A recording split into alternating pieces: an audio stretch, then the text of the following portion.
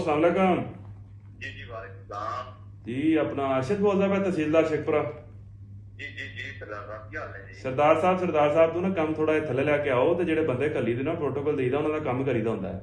ਠੀਕ ਹੈ। नहीं नहीं सरदार साहब काम ਖੁਦਾ करना ਦਾ है, ਖੌਫ भेजो ਕਰੋ, जी। ਖੁਦਾ ਦਾ ਖੌਫ ਕਰੋ। ਤੁਸੀਂ ਆਂਦੇ ਸਾਡੀ ਪੀਟੀ ਦੀ ਹਕੂਮਤ ਨਹੀਂ ਹੈਗੀ ਤਾਂ ਕਰਕੇ ਚਵਲਾ ਮਾਰਦੇ ਜੇ। नहीं नहीं सरदार साहब ऐसी कोई गल नहीं, ਸਾਡੀ बंदे ਮੇਰੀ भेजो, ਗੱਲ ਸੁਣੋ, ਹੁਣ ਤੇ काम ਅਸੀਂ करें। ਐਮਪੀ ਵੀ ਆ, ਸ਼ੇਖਪੁਰਾ ਐਮਐਨਏ ਵੀ ਆ।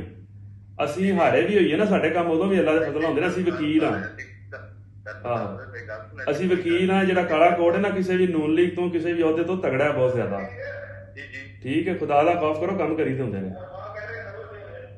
जी जी ਇਨਸਾਨਾਂ ਤਰ੍ਹਾਂ ਦੇ ਕਿੰਨੇ ਪੈਸੇ ਮੰਗੇ ਨੇ ਉਸ ਬੰਦੇ ਕੋਲ?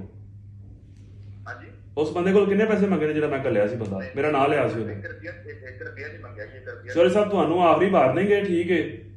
ਜੇ ਤੁਸੀਂ ਦੁਬਾਰਾ ਕੋਈ ਮੇਰੇ ਬੰਦਾ ਤੁਹਾਡੇ ਕੋਲ ਆਵੇ, ਮੇਰਾ ਨਾਂ ਲਵੇ, ਮੇਰੇ ਚਾਚਾ ਕਿਸੇ ਦਾ ਨਾਂ ਲਵੇ, ਮੇਰੇ ਵੱਡਿਆਂ ਦਾ ਨਾਂ ਲਵੇ, ਜੇ ਉਹਦਾ ਕੰਮ ਨਾ ਹੋਵੇ ਤੇ ਮੇਰੇ ਤੋਂ ਬੁਰਾ ਕੋਈ ਨਹੀਂ ਜੇਗਾ। ਠੀਕ ਹੈ।